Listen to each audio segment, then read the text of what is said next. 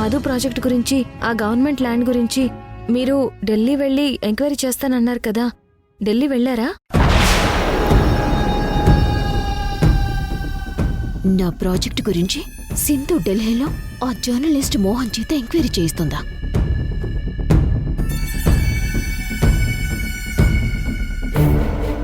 Present నేను ఢిల్లీలోనే ఉన్నానమ్మా. ఆ గవర్నమెంట్ ల్యాండ్ గురించి ఏమైనా డీటెయిల్స్ తెలిసాయా? ఎంక్వైరీ చేశానమ్మా. మీరు డౌట్ పడ్డట్టుగానే ఆ ల్యాండ్ విషయంలో చాలా లొసుగులున్నాయి. నా అనుమానమే నిజమైందన్నమాట. అవునమ్మా. ఆ ల్యాండ్ ప్రాబ్లంలో ఉంది కాబట్టి ఆ విషయం ఎవరికీ తెలియకుండా పొలిటికల్ లీడర్స్ పేరు చెప్పి మేనేజ్ చేస్తున్నట్టుంది ఆ మధు. ఆ ప్రాజెక్ట్ త్వరగా పబ్లిక్లోకి వెళ్లాలని కంగారు పడిపోతూ హడావిడిగా మధు ప్రెస్ మీట్ అరేంజ్ చేసినప్పుడే నాకు డౌట్ వచ్చిందన్నయ్య.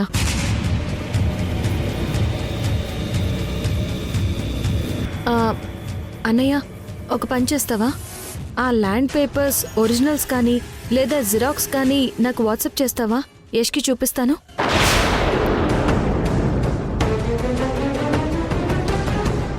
అమ్మో, ఆ ల్యాండ్ పేపర్స్ యష్కి చూపిస్తే ఇంకేమైనా ఉందా? నా పని అయిపోయినట్టే.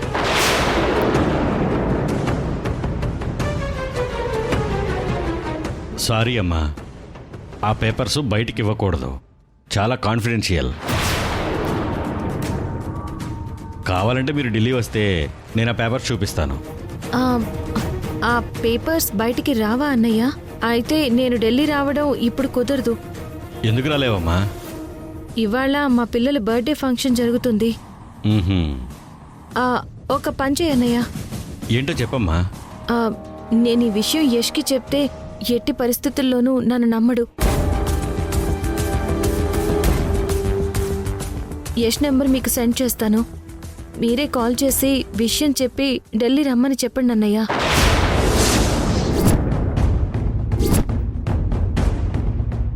నాకంటే యష్కే ఆ ల్యాండ్ తాలూకు లొసుగులు తెలియాలి. ఆ పేపర్స్ యష్కి చూపించండి అన్నయ్య.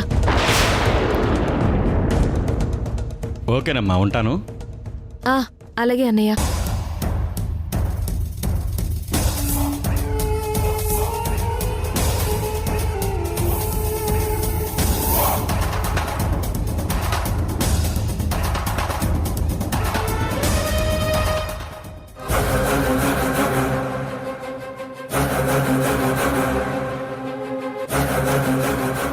యష్కి ఈ విషయం తెలిస్తే నా డ్రీమ్ స్టార్ట్ అవ్వకముందే క్లోజ్ అయిపోతుంది. నా ఆశలు, కోరికలు అన్నీ నాశనమైపోతాయి. మోహన్ గాడు యష్కి కాల్ చేయకముందే నేనేదో ఒకటి చేయాలి.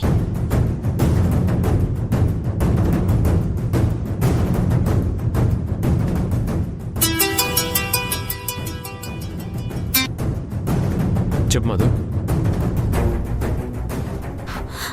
ప్రవీణ్, పెద్ద ప్రాబ్లం వచ్చి పడింది.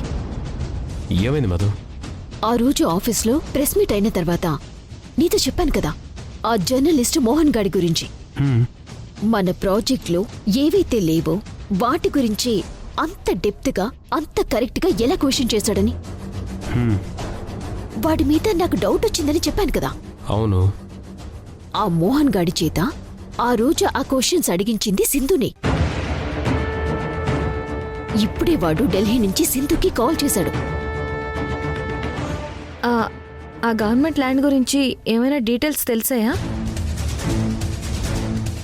ఆ ప్రాజెక్ట్ త్వరగా పబ్లిక్లోకి వెళ్లాలని కంగారు పడిపోతూ హడావిడిగా మధు ప్రెస్ మీట్ అరేంజ్ చేసినప్పుడే నాకు డౌట్ వచ్చిందన్నయ్య.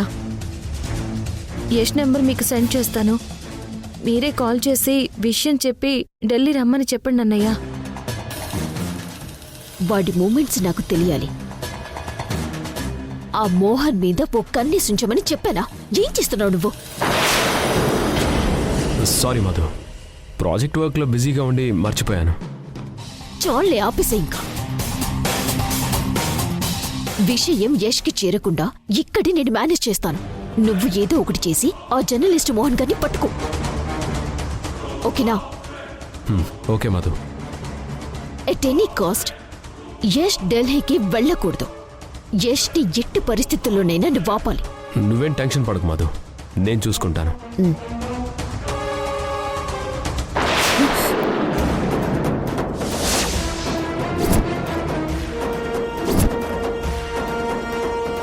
తేజ అలా తీక్షణంగా చూస్తున్నాడేంటి? కొంప తీసి నిన్ను ప్రవీణ్తో మాట్లాడింది అంత వినేశాడా? ఏంటి మధు, నన్ను లోపలికి రమ్మని నువ్వు బయటకు వచ్చావు? ఫోన్లో ఎవరితో మాట్లాడుతున్నావు? అదే అదే ప్రాజెక్ట్ గురించి ఆల్రెడీ పబ్లిక్లో పబ్లిసిటీ ఇచ్చాం కదా తేజ. ఎవరో కస్టమర్స్ కాల్ చేస్తే లోపల పిల్లలున్నారు కదా, డిస్టర్బెన్స్గా ఉందని బయటకొచ్చి మాట్లాడుతున్నాను అంతే, ఇంకేమీ లేదు. ఓ జర్నలిస్ట్ గాడు యష్కి కాల్ చేయకముందే ఏదో ఒకటి చేయాలి. పదండి తేజ, లోపలికి వెళ్దాం. పదండి.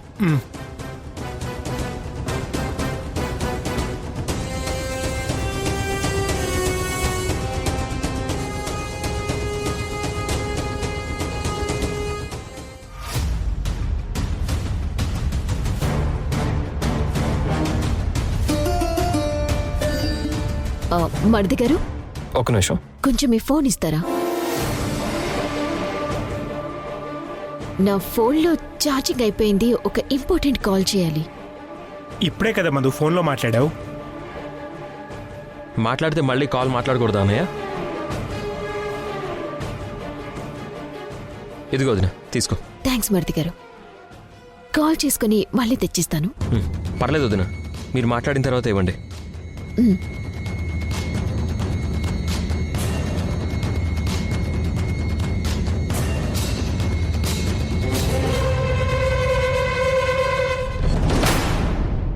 యష్ ఫోన్ స్విచ్ ఆఫ్ చేశాను, ఇంక ఎలాంటి కాల్స్ రావు.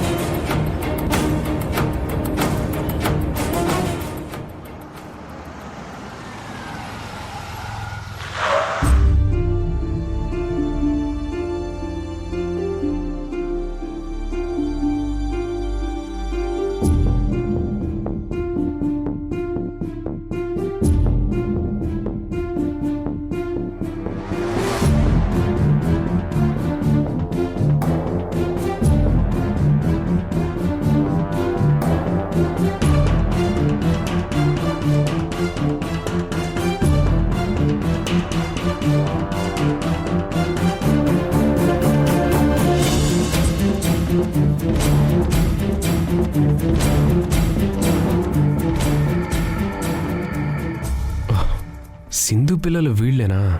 బాగున్నారు క్యూట్గా.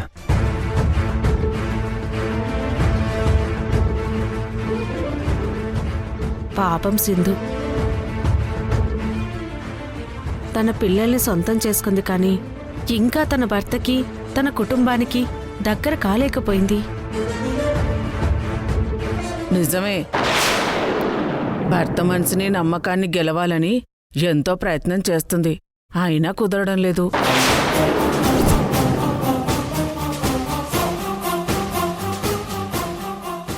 ఎలా కుదురుతుంది? ఆ మహాతల్లి వాళ్ళ అత్తయ్య దమయంతి మధ్యలో అడ్డుగా ఉంది కదా.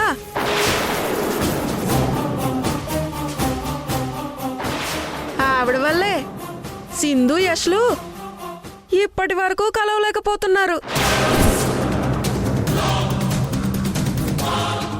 పిల్లల పుట్టినరోజని వాళ్ళ నాన్నమ్మ ఆ ఇంట్లో వాళ్ళు ఫంక్షన్కి వచ్చారు, కానీ లేకపోతే సింధు ఇంటికి కానీ సింధు మొహం కానీ వాళ్ళు చూసేవాళ్ళ చెప్పు? కరెక్టే.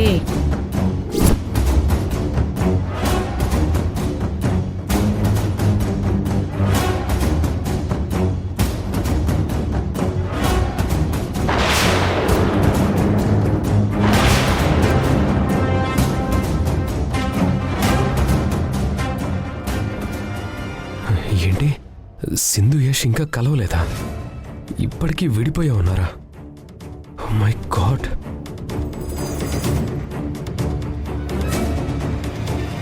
ఇప్పుడు గనక యష్ వాళ్ళు మళ్ళీ నన్ను చూస్తే లేనిపోని అనుమానాలు తెచ్చుకొని గొడవ చేస్తారు.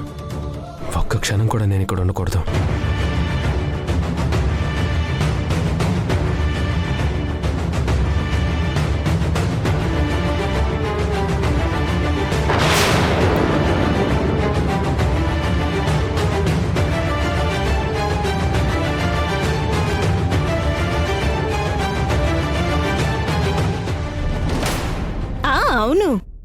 మా అబ్బాయి యష్కి ఈ year best business man award వచ్చింది. ఢిల్లీలో సెంట్రల్ మినిస్టర్ చేతుల మీదుగా అవార్డు తీసుకుంటున్నాడు. ఇందాక టీవీలో కూడా చూపించారు.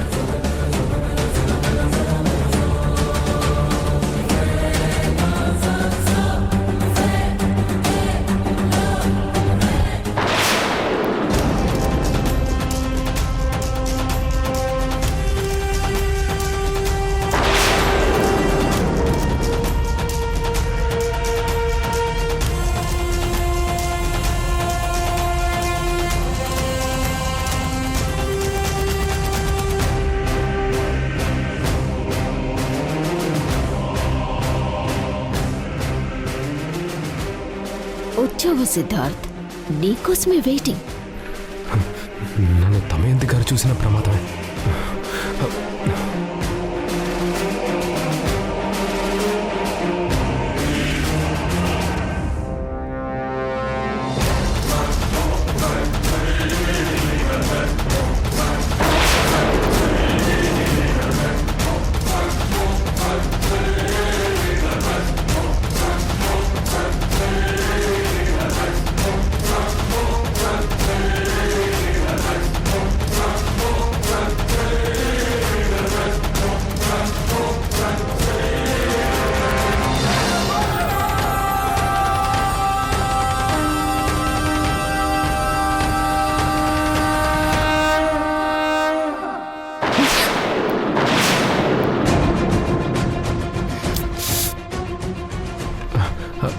అయ్యో సారీ అండి, నేను అసలు చూసుకోలేదు. It's okay.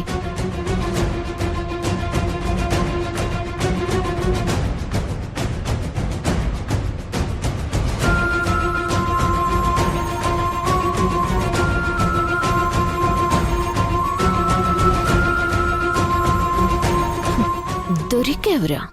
నిన్నెలా వదిలిపెడతాన్రా? నువ్విక్కడి నుంచి అస్సలు బయటపడలేవు. ఇరికించేస్తాను చూడు.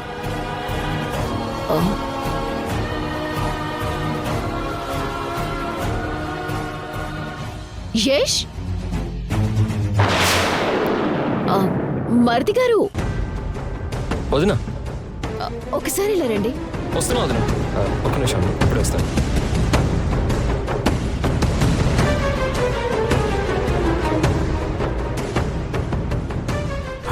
యష్ వచ్చేస్తున్నాడు, ఇప్పుడెలా?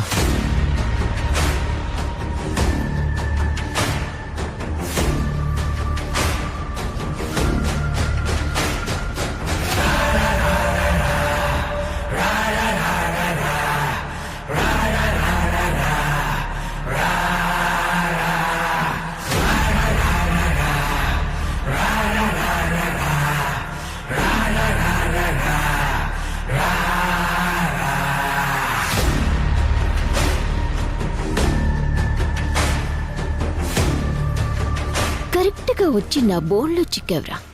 ఇక చూడు, నిన్నడ్డం పెట్టుకొని అందరి ముందు ఆ సింధు జీవితాన్ని, దాని క్యారెక్టర్ని ఎలా నాశనం చేస్తాను. చెప్పండి వదినా.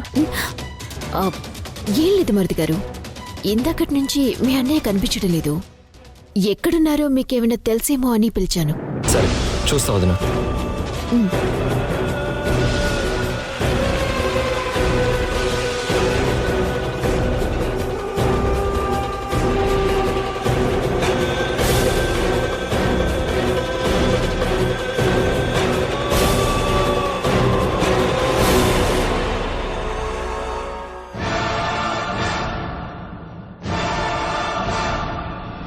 మొత్తానికి వీడు బయటికి రాకుండా తాళమైతే వేయగలిగాను.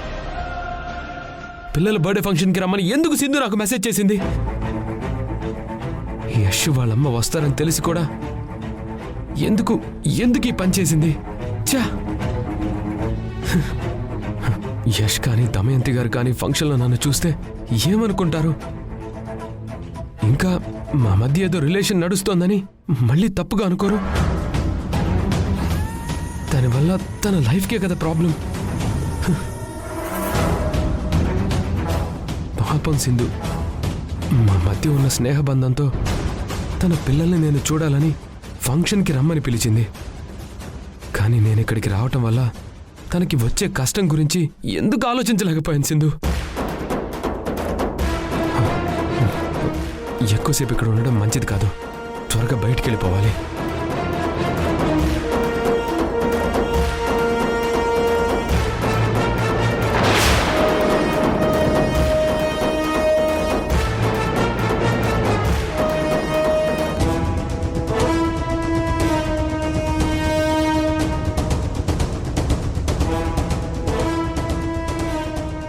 యష్కి కాల్ చేసే విషయం చెప్పమని జర్నలిస్ట్ మోహన్ అన్నయ్యకి చెప్పాను కదా, ఇంకా ఫోన్ చేయలేదేంటి?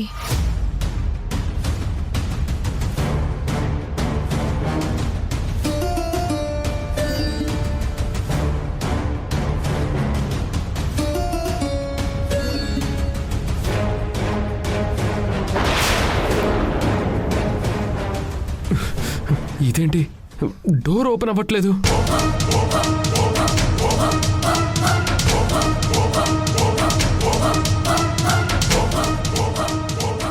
బయట ఎవరో డోర్ లాక్ చేసినట్టున్నారు.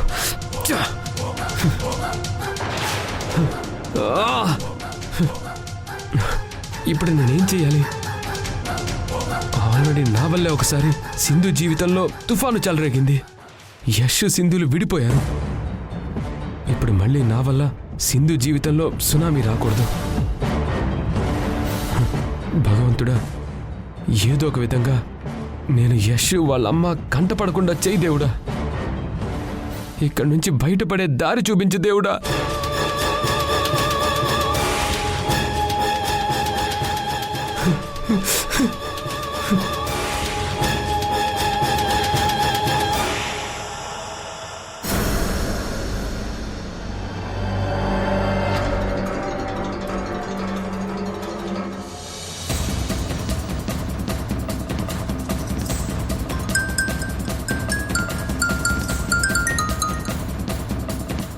అన్నయ్య, యష్కి కాల్ చేసి ఆ గవర్నమెంట్ ల్యాండ్ తాలూకు లొసుగుల గురించి చెప్పమన్నాను కదా, ఫోన్ ఎందుకు చేయలేదు మీరు?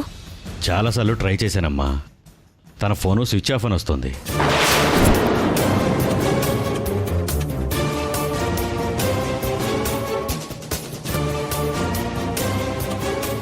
యష్ ఫోన్ స్విచ్ ఆఫ్లో ఉందా? అన్నయ్య, యష్ ఫోన్ స్విచ్ ఆన్ అయ్యేలా నేను చూస్తాను. మీరు కాసేపు ఆగి మళ్ళీ ఒకసారి ట్రై చేయండి. అలాగే అమ్మా.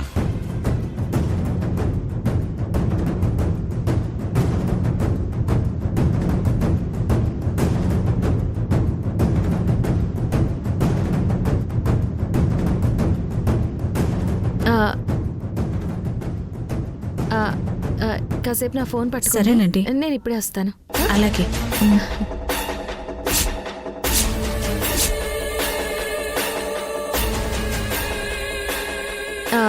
యష్, ఏంటి సింధు? పిల్లల బర్త్డే ఫంక్షన్కి సునంద మేడంని పిలవడం మర్చిపోయాను. ఇప్పుడు కాల్ చేసి పిలుద్దామంటే ఈ ఫంక్షన్ హడావిడిలో నా ఫోన్ ఎక్కడ పెట్టానో తెలియడం లేదు. నీ ఫోన్ నుంచి ఒకసారి నా ఫోన్కి ఒకసారి మిస్డ్ కాల్ ఇవ్వవా? సరే, అలాగే.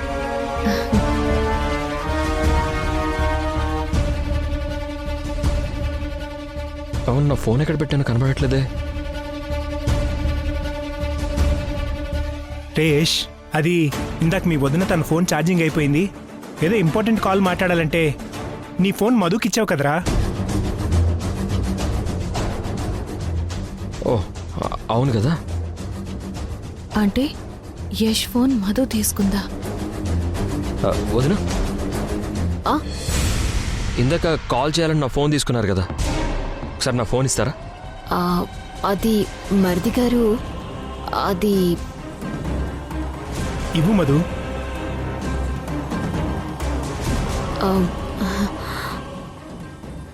ఏంటి వదిన, మీరు ఫోన్ చేసుకోవడం అయిపోయిందా? అయిపోయింది మరిది గారు. కాస్త నా సెల్ ఇస్తారా? ఇస్తున్నాను, తీసుకోండి. అదేంటి వదిన, నా ఫోన్ స్విచ్ ఆఫ్ అయిపోయింది.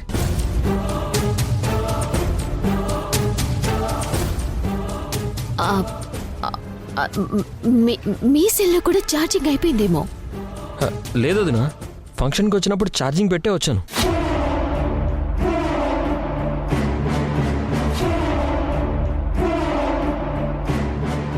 చూడదు నా ఫుల్ ఛార్జింగ్ ఉంది.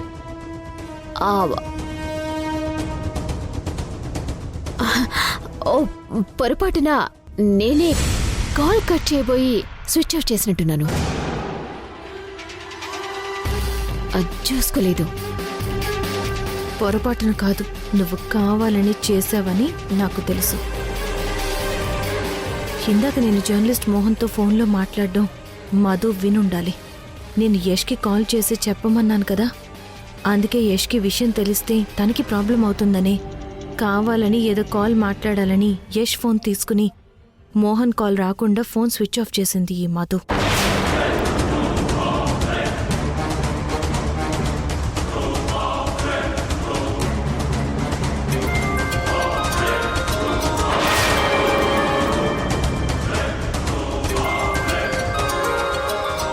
సింధు నీ ఫోన్ రింగ్ అవుతుంది, ఇక్కడెక్కడ ఉంది, వెళ్ళి చూడు.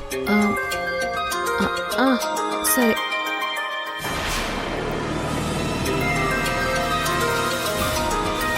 ఇటు ఇవ్వండి, ఫోన్ ఇవ్వండి అక్క.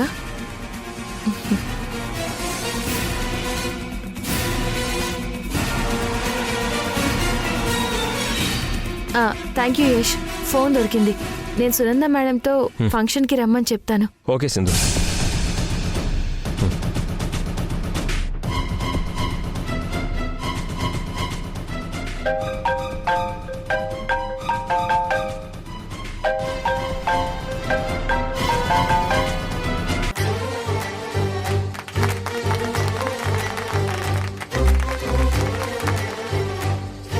మీ బర్త్డే సందర్భంగా మీకు ఏం గిఫ్ట్ కావాలో అడగండి, ఇస్తాను. నువ్వు అమ్మకి అమ్మ నీకు ఇద్దరు ఒకరికొకరు కేక్ తినిపించుకోవాలి.